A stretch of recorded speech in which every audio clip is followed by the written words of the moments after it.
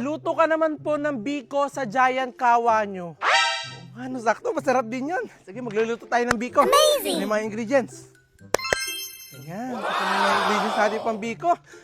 Kaso hindi ako marunong magluto ng biko. Alam ko na. Ayun, nandito.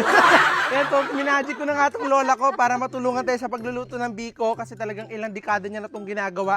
So tara, magluto na tayo ng biko sa aking higanting kawa. At dahil nga hindi ako marunong gumawa nga ng biko, kaya talagang minagic ko nga itong lola ko para samahan niya nga ako magluto dito ng biko kasi hindi nga ako marunong nito. Kaya hindi na nga kami nagpatumpik-tumpik nga nitong lola ko at nagumpisa na nga kami gumawa nga ng biko kasi napakamatrabaho nga daw nito. Binuhos na nga namin itong napakarami naming fresh gata dito sa aking giant kawa at maglalagay na rin daw kami ng asukal. At talagang tiwala nga ako na talagang napakasarap nitong magagawa nga namin biko kasi talagang ilang dekada na itong ginagawa nga nitong lola ko. At ang kwento pa nga sa akin ng lola ko na kapag meron nga daw sila mga pagdiriwang, talagang lagi siya nagluluto ng biko at talagang yun daw yung laging hinahanap lagi ng mga bisita niya. At talagang wala nga pagdududa kasi napakatagal na nga rin namin kinakain ngayon luto nga ng biko nga nitong lola ko. Talagang sarap na sarap nga kami. At matapos nga may ilagay nga sa gatay mga kailangan ilagay, kailangan naman daw tong halu-haluin ng dire-diretso hanggat medyo umitim-itim sila at hanggat medyo lumapot. At umalis nga lang ng saglit ngayon lola ko kasi magpipiga pa nga daw siya ng gata para dito sa ating ginagawang biko. At kahit nga ilang dekada na nga nagluluto nga ng biko nga itong lola ko, talagang ito nga daw yung first time niya na magluluto ng ganito karaming biko. At matapos nga ang mahabang oras sa paghahalo nga dito ay ganito na nga naging itsura niya. At tinanong ko nga sa lola ko kung pwede na ilagay yung malagkit na kanin at sabi niya pwede na nga daw. Kaya naman dali-dali ko na nga nilagay dito sa aming hinahalo nga itong malagkit nga na kanin at sabi nga ng lola ko ay talagang dapat dahan-dahan lang yung paglalagay kasi pag tumalsik ka daw sa amin itong hinahalo namin ay talagang sobrang sakit. Kanina nga talagang hindi pa ako naniniwala sa sinabi nga ng lola ko na napakahirap nga daw magluto ng biko tapos ganito pa nga daw karami, pero ngayon talaga naniniwala na ako. Ang akala ko nga kasi yung paghahalo nga natin kanina yun na nga yung pinakamahirap na part sa pagluluto nga ng biko, pero hindi pa nga daw tapos. Tuwang-tuwa pa nga ako habang nilalagay ko dito sa ating hinahalo nga itong malagkit na bigas kasi akala ko onting halo na lang ay luto na tong biko natin, pero hindi pa nga daw. Kasi once pa nga daw na malagay yung malagkit dito sa ating mixture, talagang doon pa nga daw mangyayari yung pinakamahirap na part sa pagluluto nga daw ng biko. Habang unti-unti nga kasing naluluto nga tong biko, talaga unti-unti nga rin bumibigat nga yung hinahalo mo tapos kailangan mo sa talagang continue na haluin para hindi masunog. At habang ganun nga siya kahirap haluin, talagang kailangan mo siyang halu-haluin ng napakatagal na oras para nga talaga ma-perfect natin yung texture nga ng biko. At habang naghahalo nga ako dito, yung lola ko naman nga ay meron nga daw lulutuin na talaga magpapasarap lalo sa biko. Hindi ko alam kung ano nga itong ginagawa nga ng lola ko, pero ito nga daw yung magpapasarap lalo sa ating biko. At maya-maya nga lang din ay naluto na nga rin itong ginawa nga ng lola ko at talagang naluto na nga rin yung ginawa naming biko.